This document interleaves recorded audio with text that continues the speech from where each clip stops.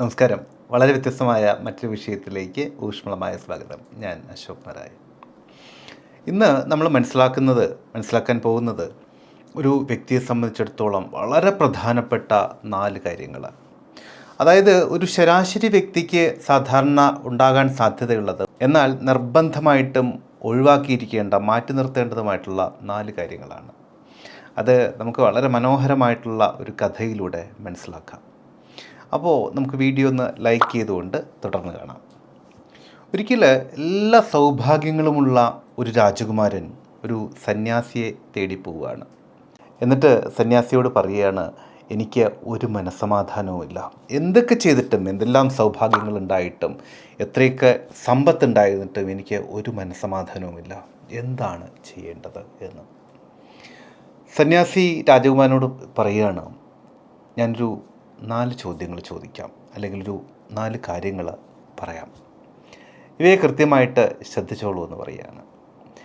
അതിനുശേഷം സന്യാസി രാജകുമാരനോട് പറയുകയാണ്, ഒന്ന്, പ്രധാനമായിട്ടും ചെയ്യേണ്ട ഒരു കാര്യം, അല്ലെങ്കിൽ സ്വയമുണ്ടോ എന്ന് പരിശോധിച്ചിരിക്കേണ്ട ഒരു കാര്യം.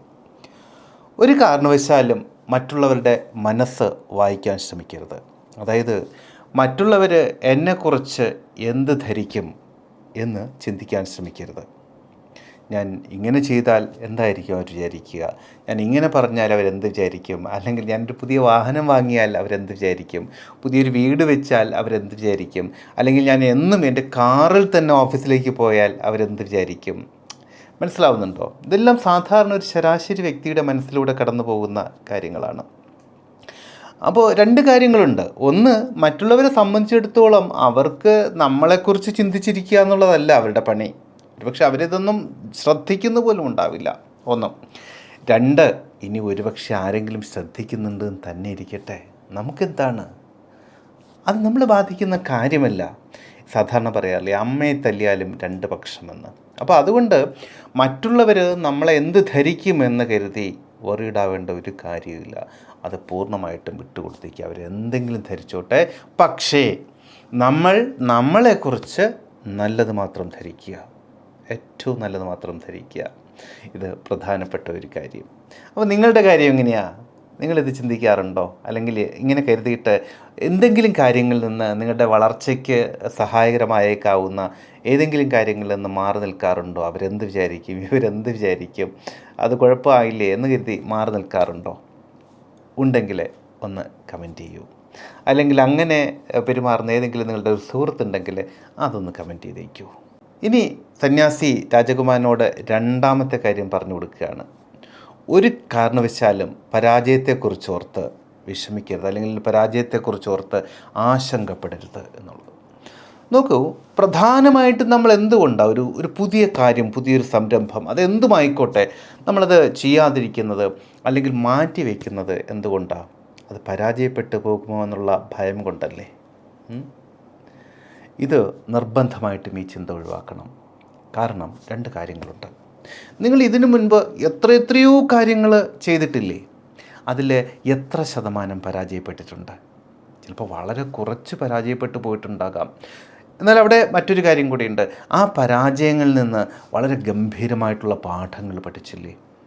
ജീവിതത്തിൻ്റെ ഒരു നെക്സ്റ്റ് ലെവലിലേക്ക് പോകാൻ ആ പാഠങ്ങൾ നിങ്ങൾക്ക് ഭംഗിയായിട്ട് ഉപകരിച്ചില്ലേ? പിന്നെ എന്തിനാണ് പരാജയത്തെക്കുറിച്ചോർത്ത് ഭയപ്പെടുന്നത്? പരാജയങ്ങൾ താൽക്കാലികം മാത്രമാണ്. മാത്രമല്ല, അതിൽ നിന്ന് അതിഗംഭീരമായിട്ടുള്ള പാഠങ്ങൾ ഉൾക്കൊള്ളാൻ സാധിക്കും. ഈ ഉൾക്കൊള്ളുന്ന പാഠങ്ങൾ നമ്മളെ ഉറപ്പായിട്ടും വിജയത്തിലേക്ക്, ഇനി വരാൻ പോകുന്ന കാര്യങ്ങളിൽ വിജയത്തിലേക്ക് നയിക്കുകയും ചെയ്യും. അതുകൊണ്ട് തന്നെ പരാജയങ്ങളെക്കുറിച്ചോർത്ത് ഒരു കാരണവശാലും ഒന്നിൽ നിന്നും മാറി നിൽക്കരുത്. മാത്രമല്ല, പുതിയൊരു സംരംഭം തുടങ്ങണം, മറ്റെന്തെങ്കിലും ജീവിതത്തിൻ്റെ നെക്സ്റ്റ് ലെവലിലേക്ക് പോകുന്ന, ജീവിതത്തെ വിജയത്തിലേക്ക് നയിക്കുന്ന ഒരു കാര്യത്തിലേക്ക് നിങ്ങൾക്ക് പോകണമെന്ന് തോന്നുന്നുണ്ടെങ്കിൽ ഉറപ്പായിട്ടും അതങ്ങ് ചെയ്തേക്കുക. മാറ്റിവെക്കേണ്ട അല്ലെങ്കിൽ നീട്ടിവെക്കേണ്ട ഒരാവശ്യം അവിടെയില്ല. ഇപ്പോൾ തന്നെ അതിനുള്ള ആദ്യപടി തുടങ്ങുക. നിങ്ങൾ ജീവിതത്തിൽ എന്തെങ്കിലും ഒരു പുതിയ കാര്യം തുടങ്ങണമെന്ന് ആഗ്രഹിക്കുന്നുണ്ടെങ്കിൽ അതെന്തുമായിക്കോട്ടെ, ചിലപ്പോൾ ഒരു പുതിയ കാര്യത്തെക്കുറിച്ചുള്ള പഠനം ആകാം, അല്ലെങ്കിൽ ഒരു ബിസിനസ്സാകാം, അതല്ലെങ്കിൽ എന്തുമാകാം, ചിലപ്പോൾ ഒരു യാത്രയാകാം, എന്തുമാകാം. അങ്ങനെ എന്തെങ്കിലും ഒന്ന് തുടങ്ങാൻ പുതിയൊരു കാര്യം ചെയ്യാൻ ആഗ്രഹിക്കുന്നുണ്ടെങ്കിൽ അത് പെട്ടെന്ന് തന്നെ തുടങ്ങുക. അതിൻ്റെ ആദ്യപടിയായിട്ട് ഫസ്റ്റ് സ്റ്റെപ്പായിട്ട് അതെന്താണ് എന്നുള്ളത് ഇവിടെ ഒന്ന് എഴുതിക്കോളൂ, ഒന്ന് കമൻറ്റ് ചെയ്തേക്കൂ. സന്യാസി രാജകുമാരനോട് മൂന്നാമതായിട്ട് പറയുന്ന കാര്യമുണ്ട്, വളരെ പ്രസക്തമായിട്ടുള്ളൊരു കാര്യം. അനാവശ്യമായിട്ട് സമയം പാഴാക്കരുത്. അതായത് ഈ ലോകത്തിലെല്ലാവർക്കും ഒരേ വിധത്തിൽ മാത്രമുള്ള, ഒരിക്കൽ നഷ്ടപ്പെട്ടു പോയാൽ തിരികെ കിട്ടാത്ത ഒരേ ഒരു കാര്യമാണ് സമയം. അറിയാലോ. പക്ഷേ ഒരു ശരാശരി വ്യക്തിയെ സംബന്ധിച്ചിടത്തോളം, അല്ലെങ്കിൽ സ്വയം ഒന്നെടുത്ത് നോക്കൂ, ഏതെല്ലാം വിധത്തിലാണ് സമയം പാഴാക്കുന്നത്? റീൽസ് കണ്ടിട്ട്, ഷോർട്സ് കണ്ടിട്ട്, വെറുതെ അനാവശ്യമായിട്ടുള്ള ട്രോളുകളുടെ പിന്നാലെ പോയിട്ട്, ഒരു ഗുണവുമില്ലാത്ത ചർച്ചകളുടെ പിന്നാലെ പോയിട്ട്, ഒരു ഗുണവുമില്ലാത്ത ചില വീഡിയോകളുടെ പിന്നാലെ പോയിട്ട് എത്രമാത്രം സമയം പാഴാക്കുന്നു. ചിലപ്പോൾ നിങ്ങൾ ഒരു ചെറിയൊരു കാര്യം നോക്കാൻ വേണ്ടിയിട്ടായിരിക്കും ഒന്ന് യൂട്യൂബിൽ കയറിയത്, പക്ഷേ ഒരു വീഡിയോ, അടുത്ത ഷോർട്സ്, അടുത്ത സംഗതി, ഇതെല്ലാം കണ്ട് എത്ര സമയമാണ് പോകുന്നത്. അതുപോലെ ഫേസ്ബുക്കിൽ എത്ര സമയമാണ് പോകുന്നത്, വാട്സപ്പിൽ എത്ര സമയമാണ് പോകുന്നത്, ഇൻസ്റ്റയിൽ എത്ര സമയമാണ് പോകുന്നത്. എത്രയൊക്കെ സമയം കൊണ്ട് ക്രിയേറ്റീവായിട്ടുള്ള എന്തെല്ലാം കാര്യങ്ങൾ ചെയ്യാമായിരുന്നു അല്ലേ. ഒരു ദിവസം രാവിലെ തുടങ്ങി വൈകുന്നേരം ഉറങ്ങുന്നതിന് മുൻപ് വെറുതെ നമ്മളുടെ ആ ദിവസത്തെ ഒന്ന് ഓഡിറ്റ് ചെയ്യുക. ഈ ദിവസം ഞാൻ എന്തെല്ലാം ക്രിയേറ്റീവായിട്ടുള്ള കാര്യങ്ങൾ ചെയ്തു, എൻ്റെ ഒരു നല്ല നാളേക്ക് വേണ്ടിയിട്ട്, അടുത്ത ഒരു നല്ല ലെവലിലേക്ക്, നല്ല ഘട്ടത്തിലേക്ക് പോകുന്നതിന് വേണ്ടിയിട്ട് ഞാൻ എന്തെല്ലാം ചെയ്തു.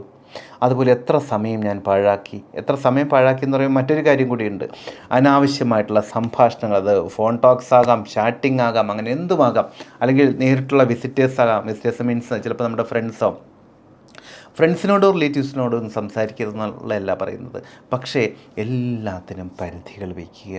അനാവശ്യമായിട്ടുള്ള, സമയം കൊല്ലുന്ന വിധത്തിലുള്ള, അതുപോലെ അനാരോഗ്യകരമായിട്ടുള്ള സംഭാഷണങ്ങളൊക്കെ നിർത്തി വയ്ക്കുക, അല്ലെങ്കിൽ പരിമിതപ്പെടുത്തി വയ്ക്കുക. മനസ്സിലാവുന്നുണ്ടോ? അപ്പോൾ സമയം ഗുണകരമായ വിധത്തിൽ ചിലവഴിക്കുകയാണെങ്കിൽ അസാധാരണമായ വിധത്തിലുള്ള വിജയത്തിലേക്ക് ഉറപ്പായിട്ടും എത്തിച്ചേരാൻ സാധിക്കും.